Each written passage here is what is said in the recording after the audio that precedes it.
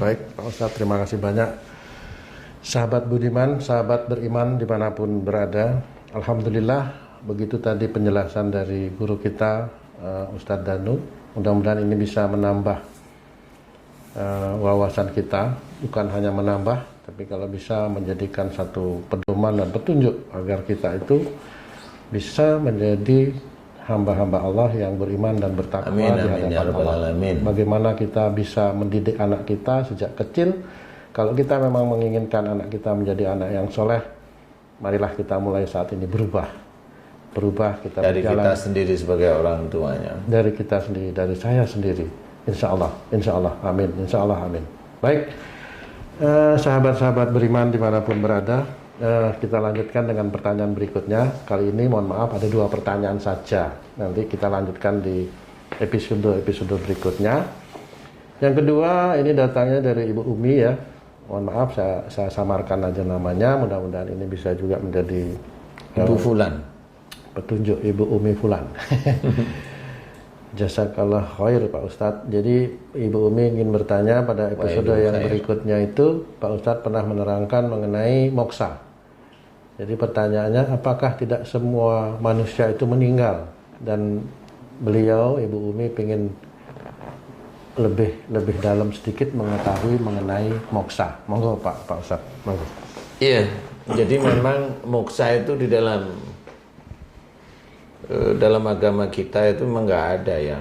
Itu hanya kayak umpamanya pelajaran di luar. Kali ada juga. Tapi mohon maaf sebentar Pak Ustadz. Kalau mengenai, mohon maaf sekali ini Pak Ustadz, saya potong sebentar. Kalau Nabi Isa bukan moksa ya Pak Ustadz ya? Bukan, itu hampir kayak moksa, tapi itu yang diinginkan oleh Allah. Jadi udah beda. Ini beda nih. Beda ya, beda. Makanya kalau saya cerita antara manusia dengan Nabi atau Rasul ada bedanya. Jadi jangan dianggap sama.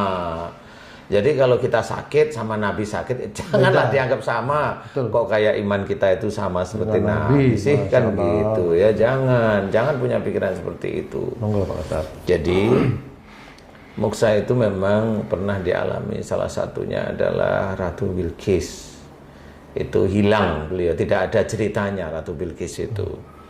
Jadi yang lainnya ada, Nabi Sulaiman juga ada.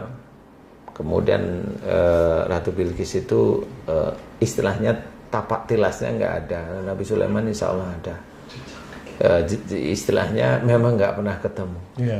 Nah itu apa ya namanya, itu bisa saja dikatakan hilang atau moksa. Makanya sebagian dari riwayat itu menceritakan bahwa Ratu Bilqis atau Balqis dari negeri Saba atau Seba itu diklaim dia itu ratu dari kerajaan jin. Ini hanya beberapa riwayat atau cerita ya. Jadi sehingga itu Nabi Sulaiman itu menikahi ratu dari kerajaan jin. Sebenarnya enggak seperti itu. Itu memang manusia, tapi kali memang semua kan ada cerita dari Allah Ta'ala ya. Nah, moksa sendiri itu bagaimana? Sebenarnya saya sendiri juga belum tahu persis, tetapi saya hanya mengamati dari beberapa cerita, kemudian dari beberapa cerita raja-raja yang memang hilang itu. Iya, betul Pak Ustadz. Itu memang ada. Jadi moksa itu sama seperti umpamanya tung di sini, kemudian ditutup kain, hilang, kemudian pindah di tempat lain sana. Kayak jadi sulap proses, Pak Ustadz. Kenapa? Kayak sulap. Kayak gitu, sulap memang, kayak tapi sulap. Tapi yang aja. nyulap ini jagonya sulap kira-kira gitu. Kali ya. Cuma gitu. Kan kalau sulap itu kan ada proses pindahnya itu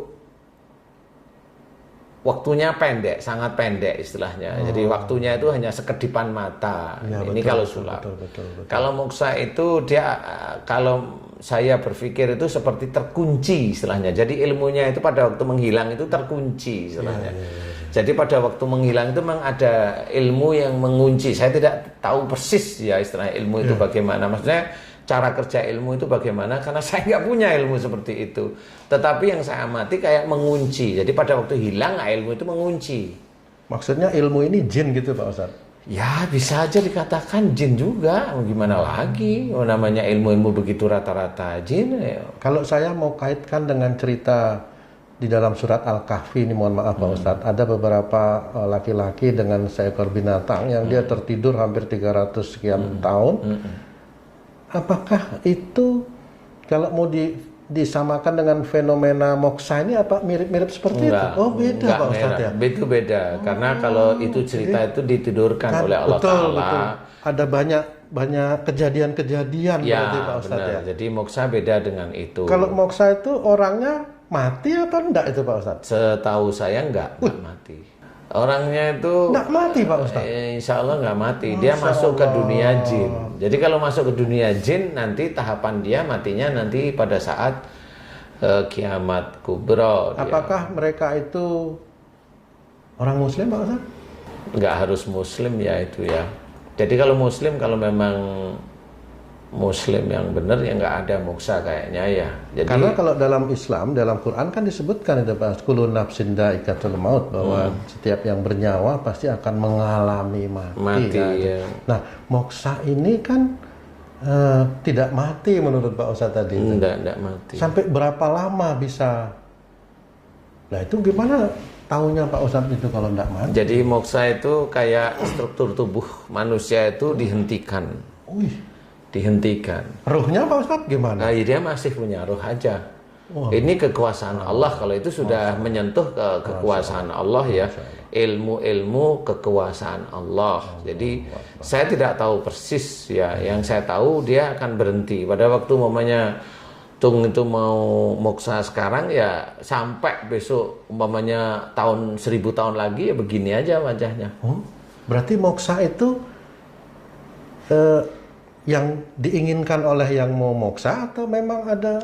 Diinginkan oleh yang mau moksa itu. Jadi kayak umpamanya kerajaan Brawijaya, dia nggak mau dikalahkan. Dia nggak mau dikalahkan. Intinya saya ingin menghilang, saya ingin di surga tanpa saya itu begini. Gitu kali ya.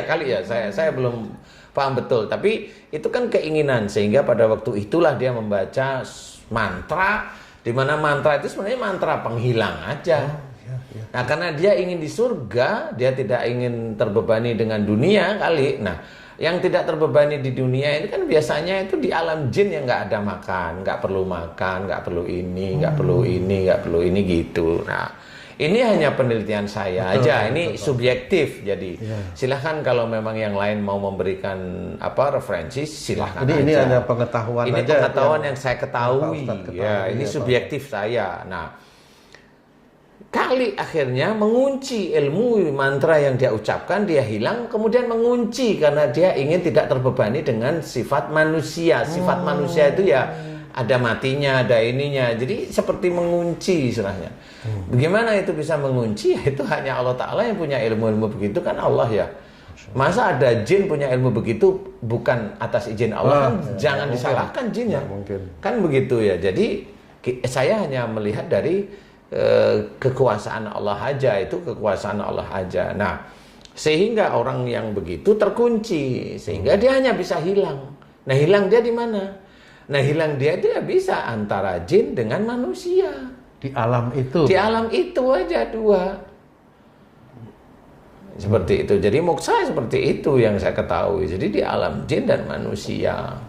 Seperti itu. Jadi kalau jin dia nggak ingin makan, kalau siluman makannya apa ya, darah bisa, tulang bisa, daging bisa. Itu kalau siluman tuh kayak yang binatang wujudnya, jadi tubuhnya manusia, kepalanya binatang, itu siluman. Atau memang binatang sekalian itu siluman, ular, harimau dan sebagainya. Kemudian kalau ada harimau dia bisa berwujud jadi kakek-kakek seperti itu. Ya itu jin begitu-begitu itulah sifatnya jin. Berarti itu. satu ketika nanti seseorang atau siapa yang moksa itu kemungkinan bisa akan jedungguk gitu lagi tuh Pak. Apa namanya itu? Bisa kira tiba-tiba wujud gitu. Kira-kira bisa begitu Pak Ustaz? Kalau kira-kira bisa begitu, sebenarnya itu yang harus diketahui itu begini. Kalau seseorang yang moksa itu bisa muncul, berarti harus ada seseorang yang bisa mengalahkan ilmu moksanya. Jadi harus seperti itu. Jadi istilahnya dipecahkan penutupnya itu dipecahkan. gitu. Seperti Jadi itu. dipecahkan, intinya kayak mamanya sihir. Saya sering nangani sihir. Sihir itu kan ada benda sihirnya, alat sihirnya, kemudian ada mantra yang dimasukkan, kemudian ada CCTV dari dukun. Itu kan harus diketahui dan harus dimohonkan kepada Allah Ta'ala. Kenapa dukun itu punya CCTV atau dukun itu punya cara untuk melihat, oh orang ini ada di sini, orang ini ada di sini, ya dia punya ilmu itu. Nah itu harus dihancurkan. Nah siapa yang bisa menghancurkan? Ya orang yang memang diizinkan oleh Allah Ta'ala untuk menghancurkan. Mau menghancurkan ilmunya dukun, mau menyelamatkan dukunnya, mau menghancurkan alat-alatnya, itu hanya Allah Ta'ala kalau sudah seperti itu. Nah kalau memang moksa itu mau wujud seperti manusia biasa, ya kali bisa kali, tapi dia harus ketemu dengan seseorang yang orang tersebut itu memang insya Allah atas izin Allah mampu dia. Masya Allah. Atas izin Allah mampu. Ya, sudah titik itu. Ya gimana caranya mampu? Ya dicari aja di dunia ini kira-kira siapa yang tahu tentang moksa, bagaimana mengunci ilmu moksa itu, mengunci dari ilmu hilang. Lah kalau ada orang yang kan sama, umpamanya kita dari sini mau ke Monas itu kan sudah diurut, mau jalan lewat mana, lewat ini, jam sekian, ada ganjil genap, mau yang mana, kan harus begitu. Lah kalau dia tidak tahu asal jalan, tangkap polisi, kan nggak sampai ke Monas. Iya. Kan begitu cara mikirnya, kan gitu. Runutnya seperti itu. Iya, kalau ada sihir, itu ada alat sihirnya, ada mantra sihirnya, di dalam juga ada mantra sihirnya, ada benda sihirnya. Lah itu kalau nggak dihancurkan, lah sampai kapan ya nggak akan bisa sembuh orang seperti itu. Wong dia cara kerjanya aja nggak ngerti, kerja sihir itu nggak ngerti. Sama seperti mamanya kita itu ada mobil, ada kunci mobilnya, ada persnelengnya, ada koplengnya, ada remnya. Lah kalau nggak pernah tahu cara ngidupin mobil, mana bisa hidup itu mobil? Kan pakai otaknya begitu. Sama seperti itu, pakai baju, ada kancingnya, dibuka kancingnya dulu, dipakai. Ya ada juga yang brosot lewat belakang, ya silahkan. Belum lagi yang luar mana, yang dalam mana. Kan begitu. Jadi intinya adalah moksa itu terkunci oleh sesuatu. Jadi ilmu menghilang, terkunci ilmu lain yang memang dia senantiasa ada di dunianya para jin. Kalau dia raja, berarti jin itu mengakui figur rajanya dia, sehingga dia membawai ya jin, ya teman-temannya dia yang pada saat itu diajak mokso, ya raja, ya patehnya, ya hulu balangnya, orang dipercaya, kemudian umpamanya yang bawa, yang ngurusin hewan-hewan kesenangan dia, yaitu diajak hilang semuanya. Kalau dia mau mengaminkan, ya sudah, mengaminkan itu mau, maksud saya bukan mengaminkan secara Islam ya. Dia itu istilahnya ya Prabu, ya Gusti, mau gitu. Yang ngumpul hilang sudah. Masya Allah. Semua bendanya yaitu ya kalau memang moksa, insya Allah yang saya ketahui seperti itu. Yang moksa yang namanya Brawijaya moksa, Gajah Mada moksa, Joyoboyo moksa, kemudian Ratu Sima moksa, kemudian Prabu Siliwangi moksa, Budawaka, Bramakandi moksa. Banyak di Sumatera juga ada, saya lupa ya di situ. Jadi banyak sekali yang moksa. Lah itu gimana moksa? Saya juga tidak tahu. Kenapa mereka itu moksa? Kenapa moksa itu kok banyaknya dari Indonesia? Saya juga tidak tahu. Betul. Di Indonesia yang banyak. Ya, iya. Kali mungkin karena di Indonesia lah ada orang yang mengetahui rahasia moksa itu. Kali ya Pak Ustadz ya. Baik Pak Ustadz, terima kasih atas dua penjelasan dari pertanyaan netizen Pak Ustadz. Sahabat beriman, mudah-mudahan dua pertanyaan ini bisa membuka, menambah wawasan kita. Tapi boleh saya tambahkan, bagi kita orang Islam jangan berkeinginan untuk moksa, jangan berkeinginan untuk hilang, karena itu ilmu itu pakai jin ya. Menyalahi takdir Pak Ustadz ya. Jangan menyalahi takdir lah ya. Kalau mamanya moksa itu dari zaman-zaman dulu, lah ini kan sudah terjadi, jangan menghujat. Jadilah orang yang baik di hadapan Allah Ta'ala. Cari solusinya, jangan menghujat. Karena menghujat itu dia akan dinilai oleh para malaikat dan dinilai oleh Allah Ta'ala. Orang hobinya menghujat aja, dia lama-lama ya busuk itu mulutnya. Ya dia akan bertanggung jawab nanti di akhirat. Jangan, cari solusinya.